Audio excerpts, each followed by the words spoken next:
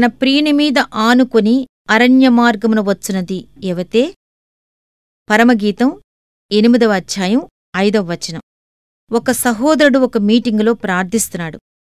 అందరూ అడిగినట్టే దేవుణ్ణి అన్ని రకాల దీవెనలు అడిగాడు. అందరూ చెప్పినట్టే తనకు ఉన్న ఆశీర్వాదాల కొరకు కృతజ్ఞతలు చెప్పాడు. చివరిగా ఒక అసాధారణమైన విన్నపాన్ని కోరుకున్నాడు.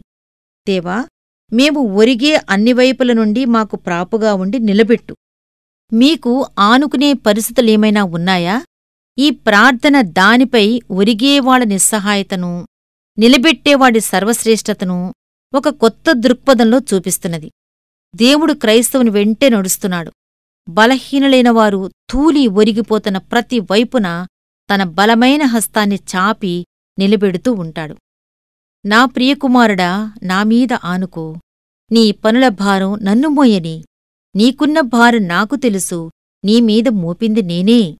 దాని బరువుకీ నీ శక్తికీ సామ్యం లేదు. నీమీద పెడుతున్నప్పుడే అనుకున్నాను నేను అతనితో ఉంటానని. అతను నాపై ఒరిగితే అతని భారం నాదే, నా కౌగిట్లో ఉంచుతాను. నీ బరువు నాపై వెయ్యి, సంకోచించకు. ప్రపంచాలను మోసే భుజాలు నావి, నా దగ్గరికి రా. నీ భారం నాకియ్యి, నావుడిలో విశ్రాంతి నొందు. నన్ను ప్రేమిస్తున్నావా? అయితే సందేహించకు. నాపై భారముంచి ఒరిగిపోవటమే నన్ను ప్రేమించడం.